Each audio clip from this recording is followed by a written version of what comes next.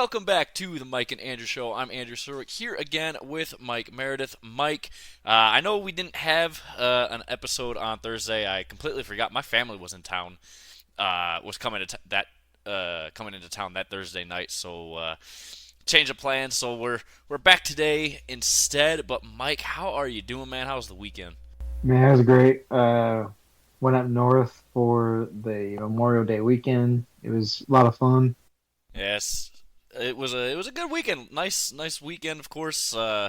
Memorial Day weekend always got to remember why we have that extra day on the weekend, of course, for those who gave their life fighting for this country. But we're gonna get into some things, starting with what was announced last night, and it was made completely official today, and that is the baseball, the MLB. It's saved because Angel Hernandez is retiring. He hasn't umped a game. He hasn't umped a game since May 9th this year. He's been out with some back pain, and he's been in the league 30 something years as an umpire. Yeah, since 1991. Yeah, he's been in he's been in MLB for a very long time, and the entire time he's been in it, he's been completely ass at his job. I mean, baseball is saved Mhm. now. Well, not necessarily. I mean, um, there's still a lot of horrible umpires that do a lot of power tripping, and the MLB has to rein them in. I mean, this is why you don't let the problem with umpires right now is why you don't let your referees uh, unionize. It's why the NHL refs don't have a union. I don't know about the NBA or the NFL for sure, but I know the NHL refs are not unionized, and for good Yeah, reason. see, these guys are in the union. That's why he was protected all those years. Yeah, if he was an NHL referee or NFL referee, he'd have been fired years ago because of just how ass he is, man. I mean, he's just, oh my god, so many bad calls, calling balls strikes, and I mean calling Mhm. balls that are a foot plus outside the zone, um, you know, a strike, and then also calling balls that are almost damn near over the plate a ball. Like, come on now, what are you doing here, man? But I mean, he definitely impacted the sport. Not necessarily in the way that you want to be known as impacting a sport for, but he did technically impact the sport. With and he will leave a legacy as probably the worst umpire in the history of baseball.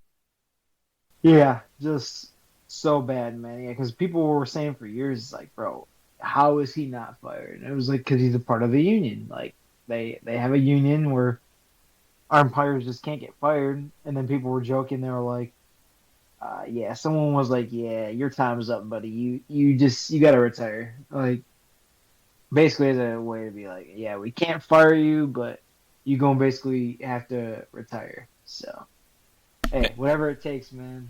I'm just glad that he's not gonna be here no longer. Like Yeah, they need to still clean it up and the with guy. other umpires, but this is a step in the right direction. Hmm. And a new CBA for the umpires is coming up in 2 years from now, and he's been one of the big reasons why umpires have so much power. So maybe with him retiring, he won't, or the umpires won't have as strong of a voice on some things, and we can actually get umpires that aren't power tripping dumbasses out there. Um, Yeah. but he does leave a legacy on the sport, not in a good way, but definitely a legacy. One of the legacies of all time, that's for sure. Um, but Oh, what, 35 years, 34 years, something like that in the league. crap.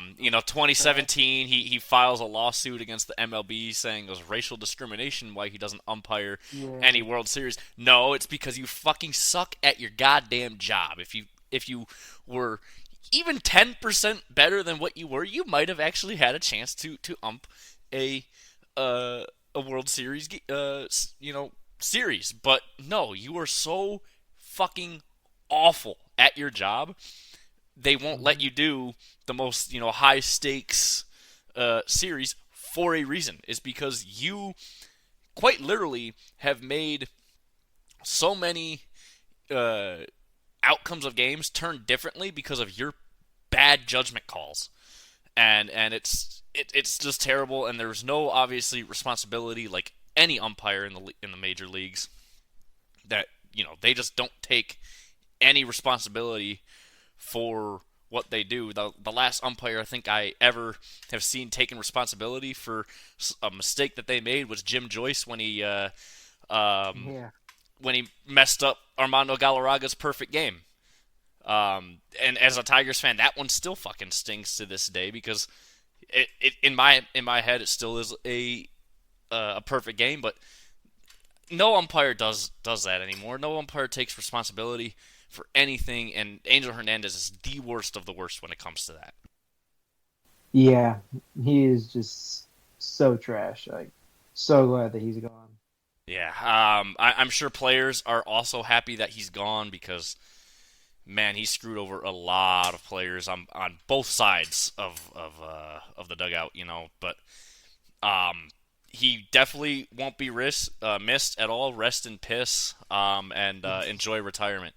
But so moving on from that, we're gonna talk NBA playoffs first here because these conference finals have been nothing but fucking boring. Facts. So last round was crazy. You had the Timberwolves Nuggets, like one of the best series we've had in a while. Two competitive teams, and then you had a series like even Dallas OKC was interesting at points. Boston Cleveland wasn't too interesting. That was probably the weakest series. But then you also had Indiana and New York. That was a very interesting series. That series went 7 games. Yeah, this one's just not it. Like, so the Celtics, they swept the Pacers. The Pacers though, they had a chance. They led in 3 of the 4 games in the fourth quarter at one point. Pacers had a chance to. They shouldn't have got swept. Even though they got swept, they didn't get dominated. And their best player, Tyrese Halliburton, got hurt after game 2, and that pretty much just sealed it for them. And then on the other side, what happened in Minnesota, man? I think they just got, you know, out of gas from facing Denver. They gave everything against Denver, and now after that, they just can't do anything. None of their players are doing anything. Dallas is just outplaying them in every game. Dallas has outplayed them in all 3 games, and they've won all 3 games, and they're looking for the sweep tonight. I mean, no team's ever come back down 3-0, and the way that Minnesota's playing, I don't see it happening. Maybe they don't get swept tonight. Maybe they win a game, but I think Dallas pretty much has it locked up. So it's going to be Dallas and Boston in the finals. So Boston, what an easy run to the finals they had. First team they faced, Jimmy Butler, best player out hurt. Second series, Donovan Mitchell for the Cavs, their best player out hurt. And then for the Pacers, Tyrese Halliburton, their best player, gets hurt. So Celtics have kind of had a somewhat easy run to the finals, but we'll see. I'm pulling for Dallas. I'm actually pulling for Dallas in the finals when it becomes official. Yeah, I mean, you nailed it, man. Indiana had chances to win, 3 out of the 4 games, and they messed them up every single time. And obviously, yeah, Boston getting lucky, man. This entire playoffs. I mean, they get to face every team with their star player hurt and out, and so Boston just has this easy run. And I think, yeah, Dallas probably gonna win this series. If everyone on Dallas stays healthy, man, it's gonna be tough for Boston because they really realistically, they haven't really played anyone because everyone that they've played, their best player has been injured. So, I think Dallas would be their biggest test of the playoffs, and but yeah, just what a boring conference finals, man. No one wants to see a sweep at all, especially in the conference finals. But yeah, we already got one, and we're staring down the barrel of number 2 tonight. So, yeah, just a very boring series, but yeah, hopefully Dallas can pull it off, and the finals can go 7 games because if the finals is a sweep, man, this is the most ass playoffs probably in sports history. Yeah, yeah, it's been not not entertaining to say the least for these conference finals. But hopefully the finals will make up for it. If the finals go to like game 6 or game 7, we'll make up for it. It has to go to game 7, and like 4 out of the 7 games have to be in overtime. That's the only way. To me, Mhm. I see it actually being, um, you know, anywhere to make up for these god awful conference finals. And Indiana, that's a young team. I think they're gonna be dangerous in the next couple of years. But for now, I mean, Boston's just so good. And then on the other side, it kind of the same for the Timberwolves, younger team, and I think they'll be back here next year in the conference finals too, just because of just how consistent they do play outside of these finals and these conference finals, I should say. And I think they've just gassed themselves out, especially after playing Denver. Yeah, I think their time will come eventually. A lot of people thought, you know, after they beat Denver the first 2 games, they're like Minnesota's going to win the title, and I thought so too. I definitely was on the Minnesota hype train, but it's not their time yet. It'll be their time eventually, though. Yeah, it definitely will be. So moving over to the NHL, where the conference finals have actually been watchable and very entertaining. Um, and we're gonna look at the Eastern Conference because that Game 4 is playing right now. New York leads the series 2-1. Rangers on Sunday getting an overtime victory in Florida to win it 5-4. Um, there's been a lot of controversy. Jacob Trouba, throwing an elbow. I mean, clear as day, intentionally trying to kill Rodriguez, and just didn't even get a major penalty for it, and so he's gonna have a big target on his back tonight because the league didn't suspend him or anything. But why would they? It's New York, right? So they can get to do whatever the fuck they want as a team because it's New York, and if we penalize New York, we have to penalize everyone else. So let's just not do that.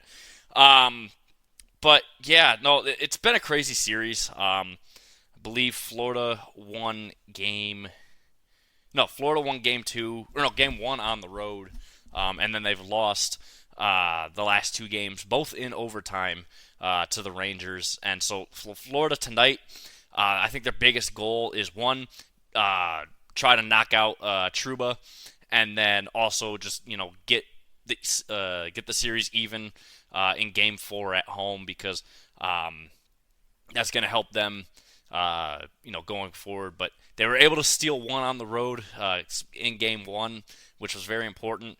But losing in Game 3, the first game at home, it kind of makes things difficult for them, especially given the fact that they don't have home ice advantage in this series. So if they go to 7 games, they're gonna have to really, fight in New York for it. But it's gonna be an interesting game tonight. I think. What we've seen, the first 2 games were kind of low scoring, and then yeah, Game 3 just everything blew up scoreboard wise. Both goalies, Shesterkin and uh, God damn it, what's his name now? I can't think of it. Bobrovsky. Yeah, Bobrovsky. Thank you. Yeah, they both looked like shit, really. The in Game 3, so I'm sure both of them are going to be really trying to not look like that bad again. Um, but yeah, no. I still think Florida can pull this series off. I know a lot of people are underestimating them, saying that Florida are frauds, but Florida just plays good hockey, but they need to tighten up defense. Their defense has been leaving huge holes for New York to take advantage of offensively, and yeah, if Florida can clean up their defense, I think they can win this series no problem. But moving on to the Western side of the bracket here, Um, we have Dallas leading Edmonton uh, two 2-1 right now. Um, Dallas with home ice advantage in this series. Edmonton won game one though, surprisingly. They win it 3-2 in overtime, of course, and then Dallas has just beat them pretty fair and square the last two games. Robertson in these conference finals, the first two games, right? Well, really in the playoffs, he has not looked good in terms of goal production, but um, last night he scored a hat trick, which helped propel Dallas to a 5-3 win over Edmonton, and Dallas won game two 3-1. So Dallas doing a very very good job of controlling Edmonton. Edmonton, this is the least amount of goals they've scored through three games in these playoffs. So yeah, Dallas doing a great job defensively, restraining McDavid and Draisaitl especially in this series. But yeah, this is going to be one of the best series I think in the playoffs, just because of the style of hockey that these two teams play are complete opposite ends of each other. And yeah, it's the way that they're going to try to control the flow of the game each is going to be very interesting. But the great thing I think that Dallas has that Edmonton doesn't is their ability to adapt to a different style of playing hockey. Whether a team wants to, play shit defense and just try and control everything offensively, Dallas can adapt to that no problem, and vice versa. And we've seen it all year with them. So I think Dallas is definitely going to win this series. The way they've been able to shut down McDavid and Draisaitl, it's been really, really fun to watch. And then, yeah, Robertson's hat trick last night was just a thing of beauty. I mean, the third goal, I don't know if you saw it, but it's been all over the NHL social media. Is he bounced it off the back of Skinner, who was hugging the post, and it just somehow worked and it got in. So, but yeah, no, these playoffs, at least the conference finals, has been far more entertaining in terms of what we're getting product wise and series wise than what the NBA has offered. But yeah, I still think Dallas is going to win it, and I still think Florida's going to win it all. But yeah, you got any thoughts, man? Yeah, yeah, I think it's going to be a great rest of the series. I do think that Dallas is going to end up winning it, but it's going to be super close. I like I said, I want Edmonton because I like McDavid a lot, but it's tough. Um, I do think Dallas though is probably going to end up winning. Yeah, and like I said, I think this series, I think both series are going to go in 7 games. Unless New York pulls off a sneaky win tonight, I think both series are going to go 7 games. I think Edmonton's going to play desperately the next couple of games, and it's going to really come down to a game 7 because Dallas just they don't have any pressure on them to compete for a cup because the biggest thing about them is they don't have any major superstars on their team, and they're just a really really well put together, well coached team, and so they don't have the expectations that a Edmonton does. Having Draisaitl and McDavid on their team. So I think Edmonton's going to play with a little bit of that pressure just to perform better, and that can make you falter in the playoffs, especially. So it's going to be very interesting. I still think 7 games for that series in the West, but yeah, Dallas probably ultimately winning that series. So with that said, Mike, you got anything else you want to talk about before we get out of here tonight, man? Nah, man, I think we hit everything that we needed to. The playoffs as well as the Angel Hernandez situation. Yeah, I would completely agree. So that said, guys, Thursday we're gonna talk more playoffs for sure. Especially given that we're probably gonna have a NBA Finals already set up on Thursday. But we'll figure out some other things to talk about. Obviously, big thing today was the news about Angel Hernandez. We definitely wanted to talk about just how shit he is at his job. So, anyways, with that said, rate, review, subscribe, help us out. Let us know what you guys want to see from us. We're gonna keep growing this thing, of course. Check out our YouTube page. Check out, all of our platforms that we're out on, and just keep sharing the podcast as well. Thank you guys so much again for listening, and we will see you guys on Thursday.